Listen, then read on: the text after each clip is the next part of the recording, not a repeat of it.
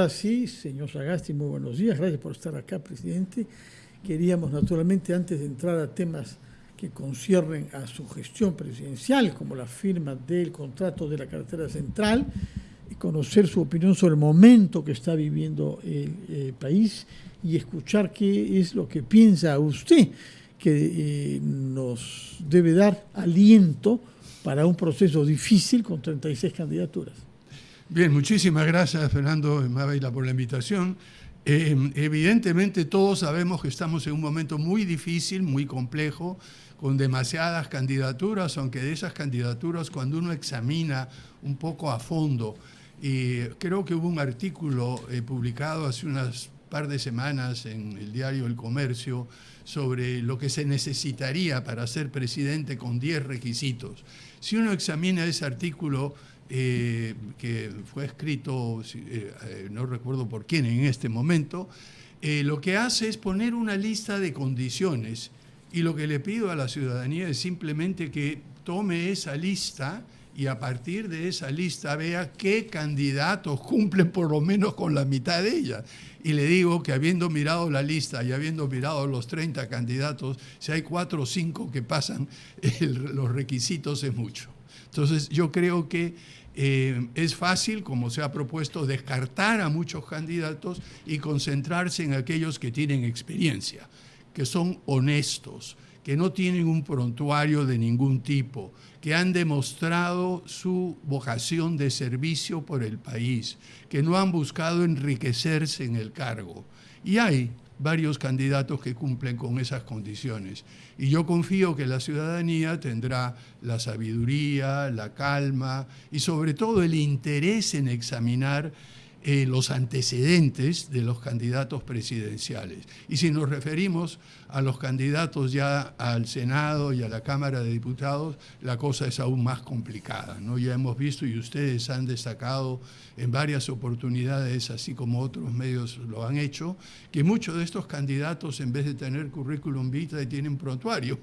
Entonces, claramente creo que había que descartar votar por aquellas listas que tienen personas con condenas, investigaciones de diferente tipo. Queríamos aprovechar también para tener una impresión suya sobre la fotografía del momento, al margen de, o en paralelo, digamos, a la campaña electoral, la situación que enfrenta el gobierno del señor Geri ahora, en medio de los cuestionamientos, de las reuniones, del debate de la convocatoria a un pleno extraordinario, si se alcanzará las firmas o no se alcanzará las firmas para convocar a ese pleno.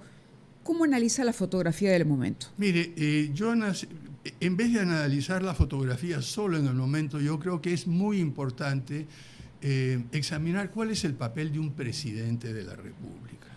Un presidente de la República representa, personifica a la nación, tiene una obligación de gobernar con el ejemplo, tiene una obligación de hacer las cosas correctas, de ser transparente, de decir la verdad, de no ocultarse ni decir cosas a medias tintas. Lo que yo creo que es importante es mostrarle a la ciudadanía que nuestro país se puede gobernar bien y el mandatario, que es la persona que se supone encarna a todo el país y todo esto, es quien debe dar el ejemplo. Recuerden, el presidente tiene 3 funciones centrales. Primero es jefe de Estado, segundo es jefe de gobierno y tercero es jefe supremo de las Fuerzas Armadas y de la Policía Nacional de Perú. Como jefe de Estado se debe a todos los peruanos, a todos, hayan votado por él, no hayan votado por él, estén a favor, estén en contra. Durante el gobierno de transición y emergencia, nosotros realmente... ¿José Geri está cumpliendo con el papel de presidente de la República o con las responsabilidades que vienen con ese cargo? Me parece que se queda un poco corto para ponerlo de una manera puntual. En fin, yo creo que es importantísimo, en primer lugar, tratar de buscar la unidad, pero sobre todo, cuyo comportamiento tiene que estar por encima, digamos, del promedio de la ciudadanía, para dar un ejemplo de lo que puede hacerse mejor. Respecto a los temas de la agenda política, más allá de las calidades personales, ¿qué le parece a usted que se estaba pasando bajo silencio? porque hay temas que dominan actualmente la atención, especialmente seguridad ciudadana. Pero quizás estamos olvidando otros. Ahora, por ejemplo, estamos hablando sobre temas de infraestructura porque hay dificultades presupuestales o decisiones judiciales. Pero quizá si nos orienta hacia los temas que debemos tener presente cuando escuchemos a los candidatos. Mire, yo creo que para hacerlo una cosa muy concreta, yo creo que en temas de infraestructura ahora lo que ha estado en las noticias ha sido todo este tema de la carretera central. Y aquí es importante conocer la secuencia de hechos, las razones, para dar un ejemplo de cómo se trató de hacer las cosas bien y cómo poco a poco se han ido desandando los pasos dados, ¿no? En primer lugar, el gobierno que me antecedió, no el que duró una semana porque, en fin, renunció el presidente y todo, en fin, pero el que precedió había tomado la decisión de que para reactivar la economía eran necesarias algunas grandes obras de infraestructura. Está hablando usted de la gestión de Vizcarra. De Vizcarra, fines de Vizcarra. Y tengo entendido, según me informaron, que la ministra de Economía y Finanzas había considerado en el presupuesto de la República una partida para empezar el trabajo de la carretera central. Dicha sea de paso, esto es una obra muy, muy importante para el país. La carretera central actual tiene 100 años, más de 100 años de haberse construida. No solo eso, sino que es vital para el desarrollo del centro. Por lo tanto, decidimos darle una prioridad siguiendo los lineamientos que había planteado el gobierno anterior. Por lo tanto, el 24 de febrero de 2021 hicimos una convocatoria para hacer un contrato de gobierno a gobierno. Dicho sea de paso, estos contratos son solo para los estudios, no para construcción. Este contrato, se presentaron Corea, se presentó España, se presentó Francia, se presentó Japón y al final, un mes después, se eligió a Francia. ¿Por qué Francia? No, a Francia como gobierno. Correcto, pero la empresa encargada iba a ser EGIS. El gobierno francés luego designa una empresa.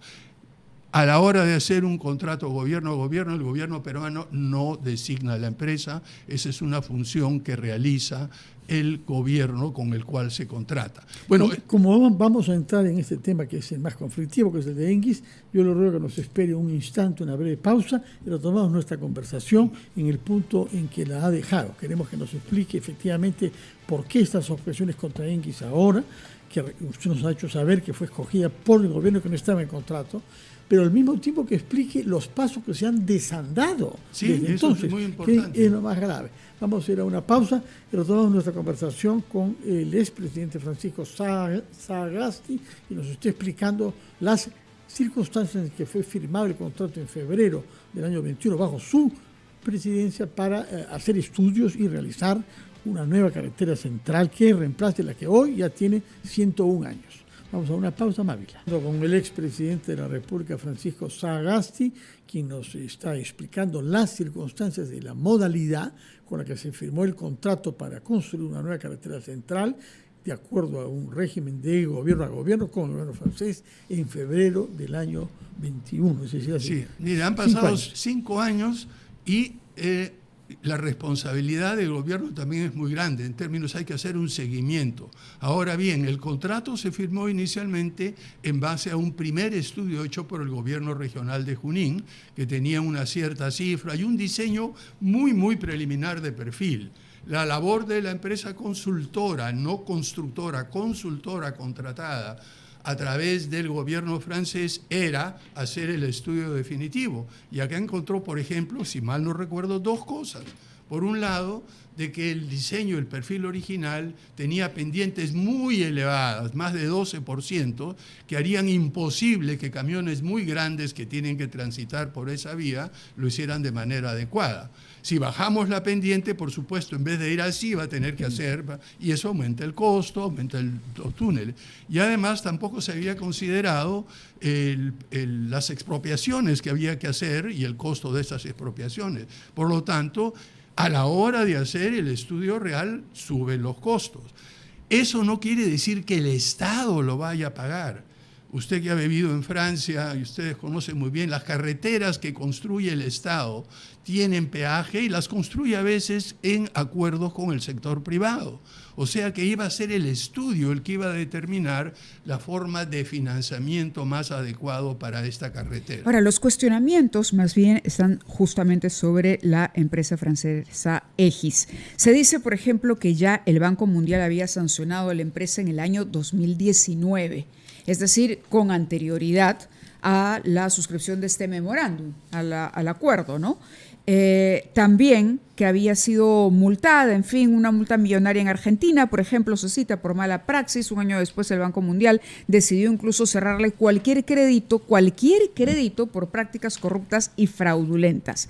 Ese proyecto es en la India, es decir, ya son como una cadena de sanciones, si se quiere, o una serie de sanciones que su gobierno habría ignorado. No. Cuando uno ve el contrato que se firmó, va a ver con toda claridad que hay una cláusula anticorrupción muy clara y muy fuerte que toma en cuenta, de acuerdo con el gobierno francés, todas las posibles contingencias con respecto a posibles actos de corrupción. El acto final, el que se ha aducido, es uno que ocurrió en una sanción que tuvo esta empresa en Panamá en 2024, 2 años después de haber firmado el convenio. Esa fue la razón por la cual, según la prensa y según la información del Banco Mundial, tanto el BID como el Banco Mundial sancionaron esta empresa hasta 2027. Pero para evitar todo eso, la cláusula anticorrupción y el acuerdo que se hizo con el gobierno francés fue muy, muy, muy claro. Y recordemos, esto es solamente para el estudio, no para la construcción. Ahora, ahí quisiera que nos precise algo con relación a las fechas, que es importante, porque en la nota del Diario Expreso dice que ya en el 19 Egis había tenido que pagar una multa millonaria en Argentina por malas prácticas. Un año después, es decir, el 2020, el Banco Mundial decidió cerrarle cualquier crédito por prácticas corruptas y fraudulentas en 2 proyectos de la India. Es decir, 19 y 20 fueron años complejos para esta empresa, y que, sabiendo todo esto, el 27 de mayo de 2021 finalmente se suscribe este memorándum de entendimiento. El memorándum se firmó con el gobierno francés y, repito nuevamente, precisamente para evitar ese tipo de situación, cualquier empresa que hubiera sido, sea Egis, sea cualquier otra, tenía que atenerse a las cláusulas firmadas en el convenio con el gobierno francés, que tenían y tienen una cláusula anticorrupción muy clara y muy fuerte. O sea, claro, el otro cuestionamiento es que en el 2021 se hizo un cálculo sobre la obra, estamos hablando de la carretera central, y va a costar 11.571 millones de soles, y los trabajos del PMO iban a ser por 369. Estas cantidades terminan triplicándose para 2025. Bueno, justamente eso es lo que expliqué anteriormente. En primer lugar, una cosa es un perfil, y aquí es importante que la ciudadanía entienda términos de ingeniería. Un perfil es un estudio muy preliminar, y como dije hace un momento, el estudio preliminar que fue con el cual nosotros empezamos a trabajar por la urgencia de esta carretera, tenía una serie de limitaciones. Como expliqué anteriormente, una cosa es una pendiente de más de 12%. ¿Quién hizo ese estudio preliminar? Eso lo hizo el gobierno regional de Junín. Correcto. A partir de ese estudio preliminar fue que dijo, miren, aquí tenemos un trabajo preliminar. Señores del gobierno de Francia, ayúdennos a revisar este informe preliminar. Y ahí saltan estas 2 observaciones. Y ahí vienen 2 cosas. En primer lugar, el hecho de que el trazo requería modificaciones sustantivas, alargando la construcción de la carretera. Porque si en vez de usted de ir así con una pendiente muy alta, tiene que ir así, pero, como sabemos muy bien, se alarga el trayecto. Y en segundo lugar, hay que expropiar algunas propiedades por las cuales va a pasar la carretera. Todo esto aumenta los costos, además del tiempo que pasa, ¿no? Y ya digamos, ese estudio de factibilidad, no recuerdo exactamente cuándo fue hecho, pero ciertamente los costos. ¿Recuerda en algún momento haber sido advertido por el Colegio de Ingenieros del Perú? Personalmente no, esa pregunta debería hacérsela al exministro de Transportes. A ese nivel de detalle no entra un presidente para examinar este tipo de cosas. Lo importante creo que es en este momento darse cuenta que es absolutamente necesario destinar recursos para una carretera tan importante. En los últimos años, el gobierno ha destinado 17.000 millones de soles para Petroperú. Y miren cómo está. Y sin embargo, esa cantidad más el complemento que podría haberse conseguido a través de un cofinanciamiento privado, que era perfectamente posible dentro del marco del estudio que iba a hacer, hubiera permitido empezar a construir la carretera. Más aún, se habla de que no hay recursos en el Estado. El Perú tiene una de las tasas de presión tributaria más bajas de la región en América Latina. ¿Cree que hay intereses detrás de este proyecto? Es decir, intereses que no quieren que se haga o que por lo menos no se desarrolle ese trazo de la carretera central. Mire, nunca hay que asumir mala fe cuando la simple incompetencia e incapacidad es suficiente para explicar las cosas. Yo no asumo ninguna mala fe ni ninguna mala voluntad. Lo que se demuestra claramente es que no han tenido una idea clara de cómo proceden las cosas. Hemos tenido autoridades que dicen que no hay que hacer estudios de factibilidad, que es una pérdida de tiempo. Ya ven la cantidad de obras paralizadas que tenemos precisamente por no hacer las cosas bien. Han satanizado a las consultorías, han satanizado los estudios y el resultado es cientos o miles de obras paralizadas. Improvisadas y luego paralizadas. Ahora bien, en el contrato que usted naturalmente avaló el año 21, había una cláusula anticorrupción. Absolutamente. Yo recuerdo que usted en ese momento insistió mucho en eso. ¿Qué significaría esa cláusula para lo que se sabe que filiales de EGIS, como usted lo ha dicho, han vivido como sanciones tomadas nada menos que por el MIT, además, ¿no? A propósito de obras que estaba haciendo EGIS en Panamá? Cuéntenos sobre la cláusula y su aplicación a las circunstancias. La cláusula simplemente indica de que cualquier acto de corrupción involucra la rescisión del contrato. Entonces, esa es la sanción principal, además de multas y otras cosas. Pero no nos detengamos tanto en ese tema que está claramente zanjado en el contrato. Lo importante, creo yo, y sobre todo para la región Junín, para la región de la selva, para todo el sur, es que no tenemos una carretera central. Hemos perdido 5 años. La carretera central nueva es absolutamente esencial para dinamizar la economía, el empleo, el uso de recursos en toda la zona centro y sur de nuestro país. Ahora, las consecuencias pueden ser, digamos, importantes también para el país si la empresa acude a instancias internacionales, digamos, al fin de salvaguardar sus derechos e intereses, como lo ha expresado ya. ¿Esto puede suponer un nuevo arbitraje? Definitivamente, ¿no? Y en el Perú tenemos un récord imbatible de perder en todos los arbitrajes. Ya lo hemos visto en el caso de Lima. Es simple y llanamente o incapacidad o incompetencia o tosudez y de no entender cómo funcionan los contratos, cómo funcionan las cláusulas, de no entender cuáles son las obligaciones a que se somete el país y cuáles son las sanciones por no cumplir nuestros propios compromisos, ¿no? En mi gobierno tuvimos una idea muy clara. O sea, la ex ministra Paola Lasarte, permítame, simplemente quería aprovechar el tiempo, dice, lo que sí tenemos certeza es en lo siguiente: el Perú acaba de abrirse un frente diplomático, pues no se resuelve el contrato a una empresa, sino a un Estado, justamente por lo que usted decía, gobierno a gobierno, y no se le imputa corrupción a una empresa, sino al Estado de Francia. aseguró Lasarte. ¿Usted coincide con ese? Yo no soy un abogado que no conozco los detalles, si se imputa corrupción a Francia no, en realidad no. Son declaraciones de la ex ministra. Yo sí, le pregunto si usted cree que esto puede llegar a ese nivel y si coincide con esa apreciación. Lo que definitivamente va a agriar un poco las relaciones con Francia. Eso nos queda claro. Es un país amigo con el cual tenemos muchísimas cosas en común y nos puede dar ayuda.